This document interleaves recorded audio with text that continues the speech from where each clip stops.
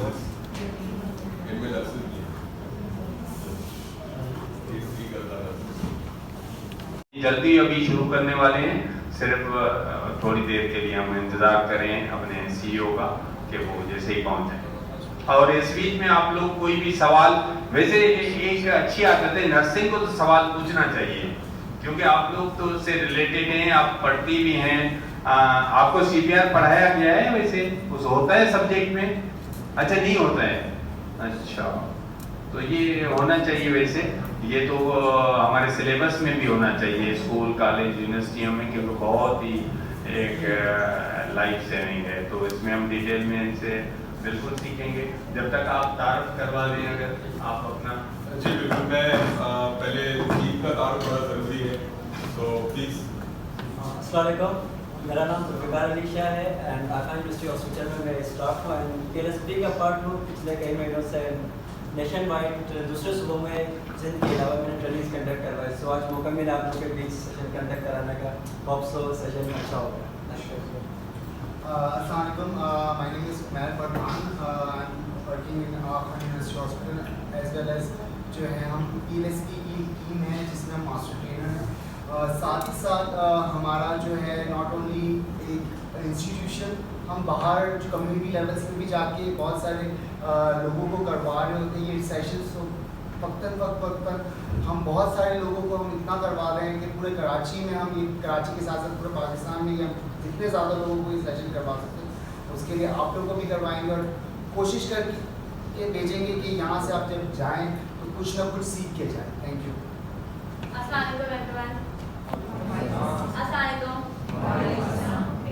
My name is Rakshanda and मेरा ताल्लुक आगा Khan university hospital से है, 4th ईयर बीएससी स्टूडेंट। तो मैं जो नर्सेस को देख रही हूँ तो मुझे इंस्पिरेशन मिल रही है। सो मेरा भी ताल्लुक जनवरी से पीएलएसपी के साथ है। सो बहुत सारे सेशंस कंडक्ट करवाए हैं, तो मुझे लर्निंग करने का मौका भी मिला है और साथ ही साथ मुझे आप लोगों को नॉलेज देने का मौका मिला है। तो आज मैं यहाँ पर हूँ आप लोगों के साथ, तो मैं आप लोगों से भी लर्न करूँ। Thank you. अस्सलाम वालेकुम, मेरा नाम सारा है और मैं AKU में BSc फर्स्ट ईयर की स्टूडेंट हूँ और यहाँ पे मैं एज अ मास्टर ट्रेनर हूँ और बहुत सारे सेशंस आउटसाइड कैंपस भी कराए और मैंने AKU में भी बहुत सारे नॉन क्लिनिकल स्टाफ के सेशंस कराए।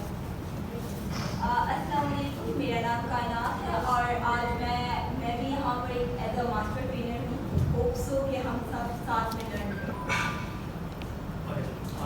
ब्रांच के मैनेजर हैं, उसके अलावा बाकी हमारे बहुत सारे लोग हैं जो इस लैब से यहाँ बैठे हुए हैं जो काम कर रहे हैं। तो हम चाहेंगे कि अभी थोड़ा ही हम इसलिए इंतज़ार रुके हुए हैं कि हमारे जो सीईओ साहब हैं वो पहुँच जाएं, डॉक्टर फरहान ईसा, तो हम वहाँ एक इसको शुरू कर लें। जाने की वजह से जो अमवात होती हैं हमारे मुल्क में और अस्पताल से बाहर होती हैं, तो अभी तक कोई ऐसा मामला नहीं है कि उनको बचाने के लिए किसी ने बहुत ज़्यादा सोचा हो या उसको बचाने की कोशिश की गई। सो इस वजह से ज़रूरत पेश आई PLSP की और हमने कोशिश की कि एक ऐसी नेशन को ट्रेन किया जाए जो कि स्किल के अंदर पूरी तरह से महारत रखती हो। तो आपने तो सवाल पूछा नहीं, मैं सवाल पूछ लेता हूँ आपसे। आपके ख्याल में, अच्छा पहले तो मुझे ये बताइए कि कार्डियक अरेस्ट के लफ्ज़ से वाकिफ हैं आप? यस, क्या होता है कार्डियक अरेस्ट? कहते हैं, कुछ नहीं कहते हैं, क्या होता है?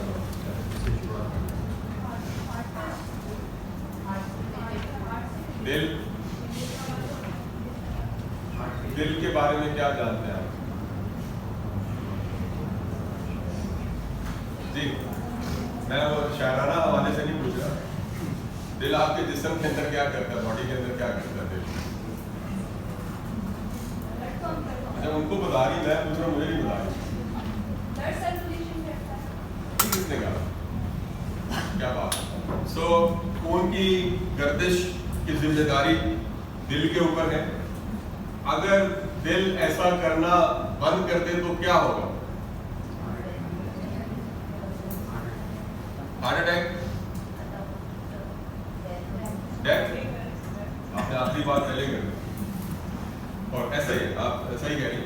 तो हार्ट अटैक और कार्डियक अरेस्ट दो अलग अलग चीज़ें हैं। हार्ट अटैक में ये है कि दिल काम कर रहा होता है, थोड़ा सा प्रॉब्लम में होता है लेकिन काम कर रहा होता है। कार्डियक अरेस्ट में दिल बिल्कुल बंद होता है। कार्डियक का मतलब दिल, अरेस्ट का मतलब अरेस्ट का मतलब। हम वेलकम करते हैं हमारे डॉक्टर ईसा लेबॉरेटरी के CEO डॉक्टर फरहान ईसा को, और हमारी जो GM हैं डॉक्टर नैयत जबीन को हम वेलकम करते हैं। ये सारा जो प्रोग्राम है it is inspiration for us and the learning for the all students and the journalist and for the family of the Isa lab. क्योंकि आज का जो CPR का प्रोग्राम है, जैसे मैंने पहले भी जिक्र किया कि ये बहुत ही इम्पोर्टेंट है कि एक लाइफ सेविंग प्रोसीजर है जिसके लिए हम एक इंसान की ज़िंदगी बचा सकते हैं, और इसके सेकंड्स और मिनट्स के लिए इसकी अहमियत होती है। अगर हम लेट हो जाएं, जैसे ये अभी बता रहे थे कि अरेस्ट हो जाता है, कार्डियक अरेस्ट, जो दिल का बंद हो जाना, तो इसको 4 to 6 मिनट्स के अंदर हम अगर नहीं करते तो हमारा जो ब्रेन होता है उसका डेथ होना शुरू हो जाता है, तो हमारा ब्रेन का डेथ हो जाता है। जब ब्रेन का डेथ हो जाए तो that will be a very permanent loss. तो हमें उसको सेव करना है, तो आज हम सीखेंगे। और जैसे मैंने पहले बताया था कि doctor Isa laboratory is always not only a laboratory, we are serving, we are participating in CSR community social responsibility में। हम सब तमाम लेबॉरेटरियों से आगे हैं। हम अवेयरनेस सेशन करते हैं, डॉक्टरों के साथ CMEs करते हैं, हम मेडिकल कैंप्स करते हैं, तमाम यूनिवर्सिटीज, फैक्ट्रीज, कंपनीज के साथ हम MOU करते हैं कि जो क्योंकि हमारे पाकिस्तान में एक ये है कि हम एक गाड़ी की बैटरी का ख्याल ज़्यादा रखते हैं। 5-7 हज़ार के लिए डर होता है ख़राब नहीं हो जाए, लेकिन हम अपने टेस्ट नहीं करवाते। साल में हमें पता होना चाहिए कि मेरा लिपिड प्रोफाइल क्या है, मेरी शुगर है या नहीं है, आया मैं प्री डायबिटिक हूँ, तो उससे बचाया जा सकता है। That is a reversible condition या स्टेबल। तो मैं समझता हूँ ये आज की जो लर्निंग है ये हम तमाम लोगों के लिए इम्पोर्टेंट होगी। जो आगा खान की टीम हमारे साथ है, मोहम्मद सुहैब हमारे साथ जो 10-11 साल से ये ट्रेनिंग दे रहे हैं, तो मैं भी कई जगहों पे गया हूँ, तो लेकिन मैंने वहाँ वीडियो चला के मल्टीमीडिया पे हम CPR की दिखाते हैं, लेकिन आज प्रैक्टिकली हम देखेंगे ये जो सिखाएंगे, that will be more useful for us. तो हम अभी शुरुआत करेंगे अपनी इसकी कार्य की। तो मैं नेशनल एंथम से हम तो तमाम लोगों को बोलेंगे कि नेशनल एंथम बजाएं और हम सारे लोग खड़े हो जाएंगे। फरहान साहब का और ईसा लैब्स का के अपॉर्चुनिटीज ये प्रोवाइड की आपको भी, हमें भी, कि हम आपको ये लाइफ सेविंग स्किल सिखाएं। तो डॉक्टर साहब ने जिक्र किया था कि डॉक्टर फरहान जो है वो इस तरह के इनिशिएटिव को बड़ा लाइक करते हैं। उसका प्रेजेंटेशन एक दो कुछ ऐसा कबल सेशन था जैसे यूनिवर्सिटी में जो कि आप ही ने ऑर्गेनाइज किया था, and straight forward he said के उन्होंने मुझे बुलाया सेशन में कि हम आपके साथ कोलैबोरेट करना चाहते हैं। So thank you very much for doing that sir. इंशाल्लाह जी हाँ बिल्कुल बाकी का मामला आपसे मैं बात करूँगा बाद में। ओके, तो ज़रूरत पेश आई उसका मैं तज़किरा कर रहा था।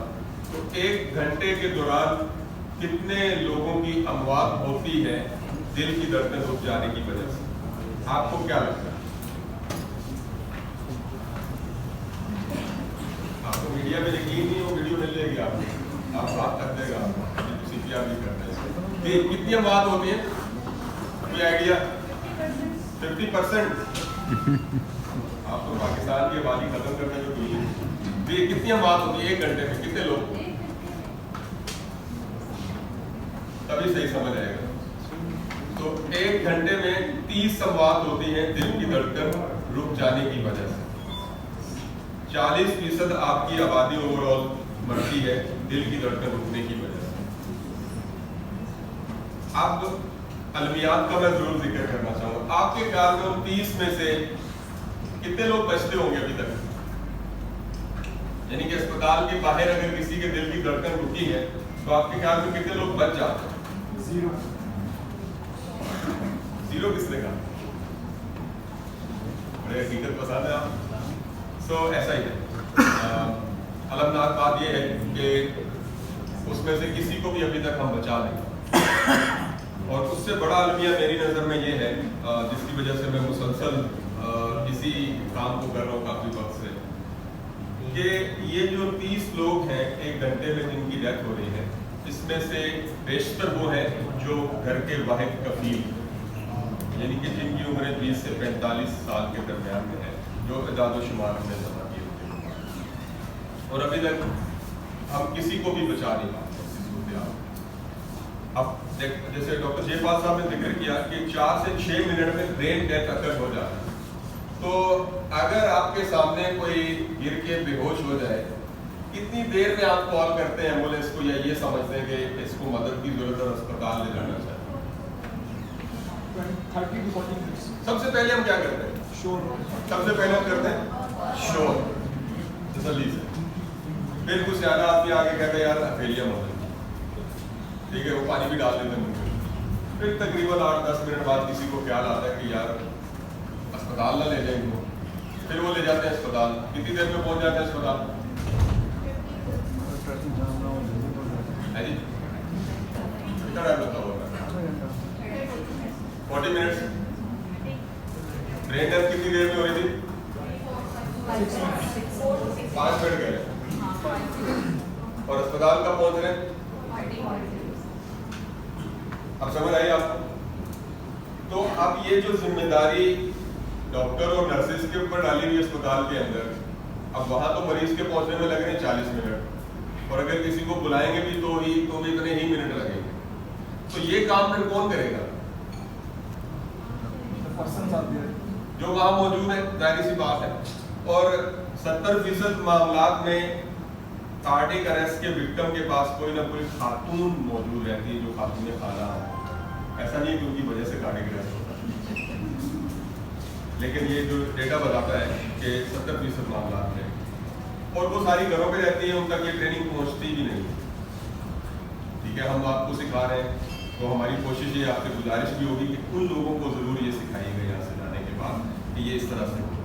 और ये है सबसे बड़ी वजह अमवात की हमारे यहाँ। दूसरी बड़ी वजह जो हमारे यहाँ अमवात की है वो है खून का ज्यादा इखराज या खून का ज्यादा बह जाना। हर 1 घंटे में 10 अमवात इस वजह से। तो ये 40 अमवात जो हो रही हैं उसमें से बेशतर को क्या किसी को भी बचा नहीं पाते। तो PLSP के या पाकिस्तान लाइफ सेवर प्रोग्राम के बाद से वजूद में आने का मकसद यही था, ये डेटा बहुत टाइम से हमारे पास था, ताकि हम क्या कर सकते हैं इसके लिए। तो फिर हमें ये इतना बड़ा बखेड़ा खड़ा करना पड़ा कि 1 करोड़ लोगों को ये ट्रेनिंग करवाने की सोची, और उसकी शुरुआत यहाँ सिंध से हुई थी, फिर पंजाब में, फिर KPK में, और फिर बलोचिस्तान में, और फिर आज़ाद कश्मीर में भी इंशाल्लाह जाने का इरादा है, और गिलगित और बल्तिस्तान में सामो ट्रेनिंग हो रही, लेकिन बाकायदा उसका आगाज अभी तक वहाँ पे नहीं हुआ है। उस शख्स के बचने के जो इम्कानात हैं वो 10% कम करता चला जाता है। उसमें से 5 मिनट में उसकी ब्रेन डेड हो जाएगा, और अगले 5 मिनट में मुकम्मल मौत पा जाएगा। अब जब आप CPR शुरू कर देते हैं तो बेसिकली आप इस टाइम को उधर ही रोक देते हैं, ब्रेक लगा देते हैं। जो गाड़ी चल रही है आपने उसको रोक दिया। जो काम अस्पताल जाकर होना है या किसी ने आकर करना है वो आपने स्टार्ट कर दिया, और कोई रॉकेट साइंस नहीं है, कोई नहीं कर सकता। आप मूवमेंट जब आपने CPR शुरू किया तो वहां पे वो रुक गया, ब्रेक लग गया। मैं एक एम्बुलेंस सर्विस का हिस्सा रहा हूँ, एक रेस्क्यू इदारे का हिस्सा रहा हूँ, और मुझे याद नहीं है मैंने कितने लोगों पे CPR किया, और मुझे ये भी याद नहीं है मेरे हाथों में कितने लोगों की मौत हुई। और हो सकता है आपको लगता हो डॉक्टर और नर्सेज और सबको देख के कि ये बेहिस लोग हैं, लेकिन ऐसा नहीं है। किसी को मरते देखना बड़ी तकलीफ के बात है, शायद आप में से किसी ने ये तजुर्बा किया हो, बड़ा मुश्किल काम है। सो मेरे ज़हन में हमेशा से एक चीज़ फंसी रहती थी कि आपको पता है कि एम्बुलेंस कितने की आती है, जो एक जिसको एम्बुलेंस कहते हैं, दादा है किसी का 14 मिलियन का एक एम्बुलेंस यूनिट आता है, 14 लाख रुपए। उसके अंदर स्टाफ बैठा, उसके अंदर डॉक्टर, उसके अंदर नर्स है, उन सब की सैलरी सारा कुछ मिलता है। जब इतना सारा खर्चा करके भी मैं जब वहां पहुंचता हूँ तो मैं क्या, आपके ख्याल में मैं क्या करता हूँ? जब मैं मुझे 20 मिनट बाद जब वो विक्टिम मिलता होगा तो मैं क्या कहता हूँ आपके ख्याल में, या क्या कहता रहा? Sorry, he's dead. है वो फिल्मों में देखते होंगे ना, 40 से बाहर निकलता डॉक्टर वगैरह। तो यही करता है। तो मैं तब मेरे दिमाग में ये बात घूमती थी कि यार काश कि मेरे आने से पहले कोई CPR कर रहा होता, मेरे पास स्किल है, मेरे पास इक्विपमेंट है, मेरे पास मेडिसिन है, मेरे पास लोग हैं, तो मैं कुछ करके हो सकता है मैं इसको बचा पाऊँ। लेकिन इतना खर्चा करने के बावजूद भी ये नहीं, तो फिर ये करना पड़ा हमें कि आपको सिखानी पड़ेगी। ये भी हमारी ही जिम्मेदारी और आपकी भी जिम्मेदारी है कि बाकी लोगों को सिखाएं जिनके पास ये इसकी मालूमात नहीं। अगर आप CPR करते हैं तो आपके जो चांसेस हैं उसको बचा लेने के वो 30% है। मैं ये नहीं कह रहा कि आप CPR करेंगे तो उठ के बैठ जाएगा और आपको कहेगा जी शुक्रिया मेरी जान में गई, ऐसा नहीं होता। लेकिन आप CPR कर रहे हैं, कोई हेल्प पहुंच गई वहां पर, और या आप मरीज को लेके अस्पताल तक पहुंच गए, तो उनके पास कुछ ना कुछ करने का मार्जिन होगा, बजाय ये कहने के कि हम नहीं बचा सकते। तो ये हमारा मकसद है कि आप लोग इसको ध्यान से सुनिएगा, मुकम्मल ट्रेनिंग लीजिएगा। सबसे पहले हम यहाँ पे आपको वीडियो बेस्ड सारी जितनी भी इंफॉर्मेशन है वो देंगे, और उसके बाद एक से ये प्रैक्टिस करवाएंगे। ठीक है, वो सुन के अगर आप किसी को तैराकी सिखाएगा और उसको पानी में डालेंगे तो डूब जाएगा उसके बाद, जब तक आप उसको प्रैक्टिकल नहीं करेंगे। तो फोकस हमारा ज़्यादा प्रैक्टिकल पे रहता है। तो उम्मीद है कि आप थोड़ी जान लगाएंगे। खाना वाना खाया सबने? नहीं?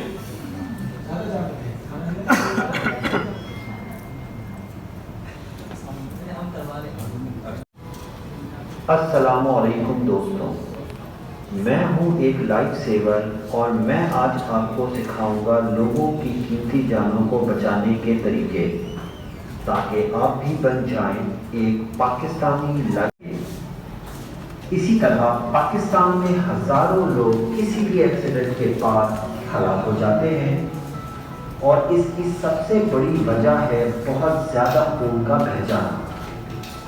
बहुत ज़्यादा खून बह जाने से इंसान की ज़िंदगी के लिए बहुत ख़तरा साबित हो सकता है।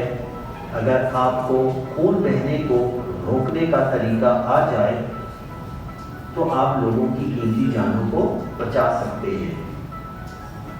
इन सब के अलावा ज़्यादातर लोगों को ये भी नहीं पता होता कि किसी भी इमरजेंसी सिचुएशन यानी हंगामी हालत में किस नंबर पे एम्बुलेंस को कॉल करना है और उनको क्या ज़रूरी मालूमात फराहम करना होती है।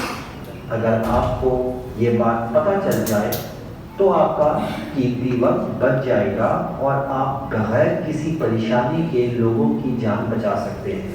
दोस्तों, किसी भी हंगामी हालत में अगर किसी की जान को कोई ख़तरा लाहक हो और आपकी ज़िंदगी को कोई ख़तरा ना हो, तो जितनी जल्दी मुमकिन हो सके उस इंसान की मदद करने के लिए आगे बढ़ें।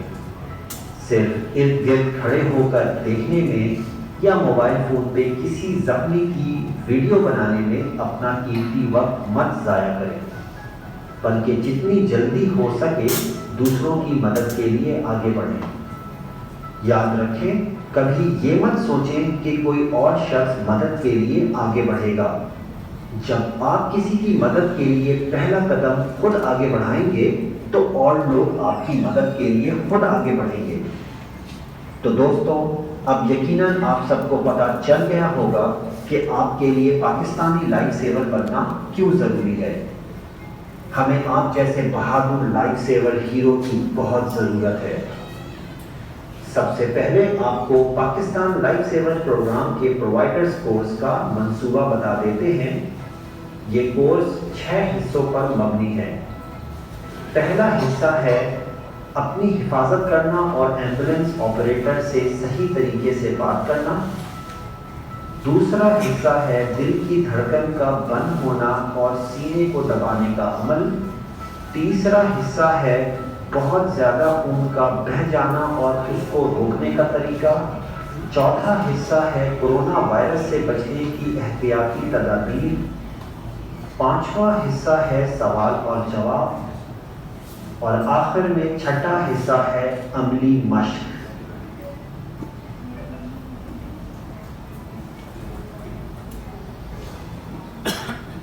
तो चलिए दोस्तों, अब हम शुरुआत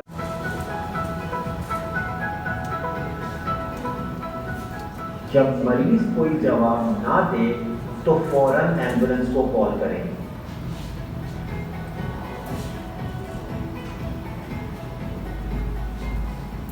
मरीज की सांस और सीने की हरकत को देखें कि वो सांस ले रहा है या नहीं।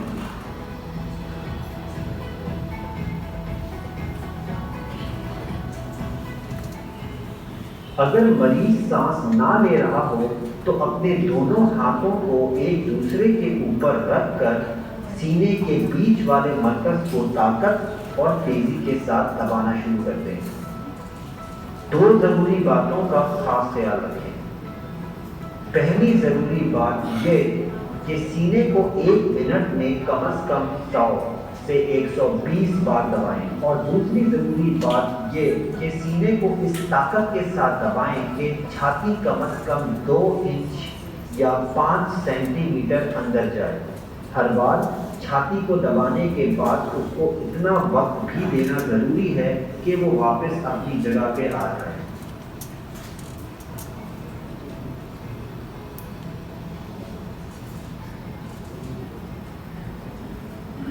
और सीने को उस वक्त तक दबाते रहें जब तक कोई मदद के लिए ना पहुंच जाए।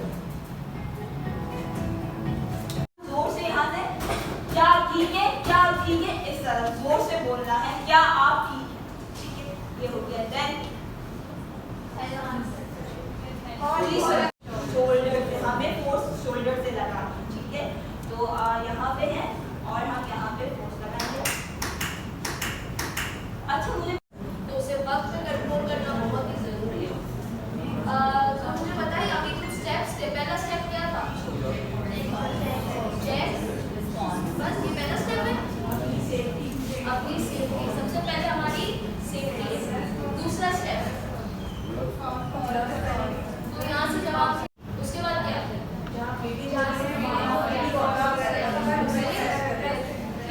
प्रेस करेंगे। दो तरह की इंजरीज होती है, एक तो ये होती है सुपरफिशियल, इतनी गहरी नहीं हो, और दूसरी होती है गहरी। तो उस जख्म को करना फिर उस वक्त सबको करना है।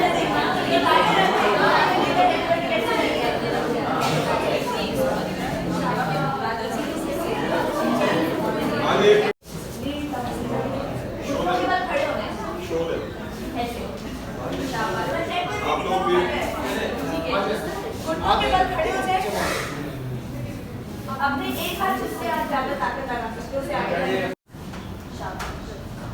अब आप लोगों को जो ये बीच का हिस्सा आप लोगों को दिख रहा है, आप उस हिस्से पर आप लोगों को आ जाना है। क्या नाम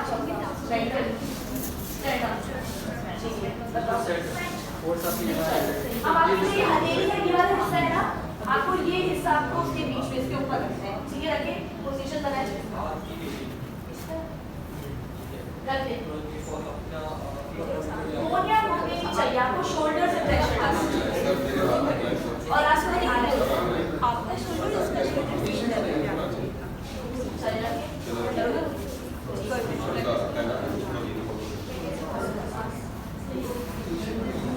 चलिए प्ले कीजिएगा। अब ये जो आवाज आ रही है, आवाज को फॉलो करना, इस आवाज को और जब तक आवाज रुकेगी आपने भी रुकना नहीं है। मैच करना।